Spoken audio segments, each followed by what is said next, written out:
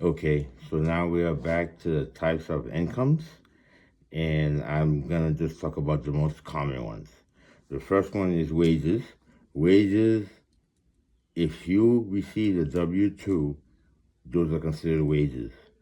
So that's what a W-2 is. I'm gonna check them off so I don't miss anything. And then you get the state and local income tax refund. With that, basically, the refund that you got from your state is also taxable. So you have to re-enter that amount on there.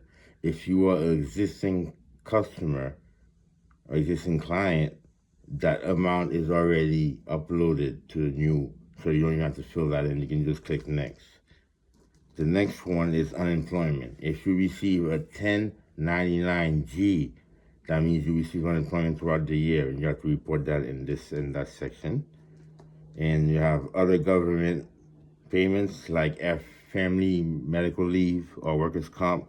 That would also be a 1099-G, but it wouldn't be taxable, and there would be an indication on the form that it is such. Interest income, they're usually low by your bank. If you had a big deposits, a big total balance, you might get an interest income.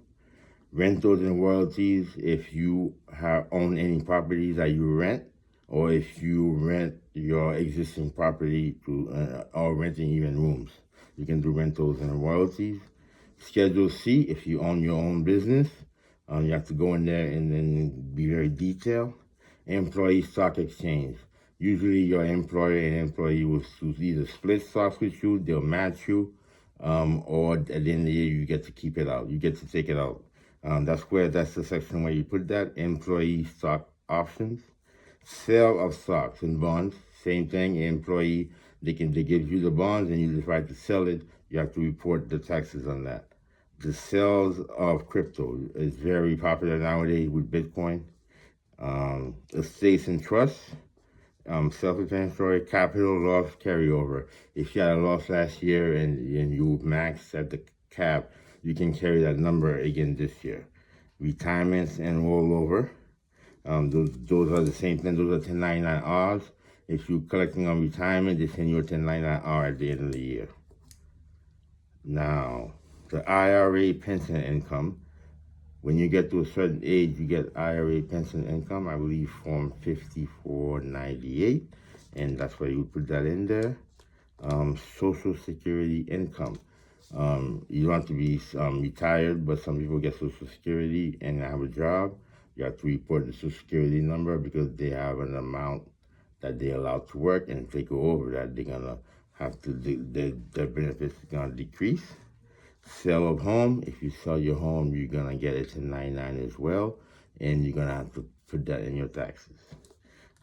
Business assets sold, if you had a business and you sold the business or you sold anything part of the business, you have to report that. 1099 NAC, non-employee compensation, you have to report that. If you get that, you have to report that in your 1099, in your Schedule C. And same thing with the 1099 miscellaneous and the 1099K. W2G is a gambling. If you made any winnings on your gamble while you were gambling, you can post your winnings against your losses. But you have the W2G that you have to report. If you went to school and you have a scholarship, there's a section on that where you talk about scholarship. Alimony received, that's a big section. If you are receiving alimony, you have to report that amount there. Now it's taxable. And the last one is saving bonds, and those are very, very, very rare. These are the types of incomes. I just wanted to explain to you which one. When I do my taxes, I'm gonna use my respective incomes and illustrate to you how it's done. Thank you.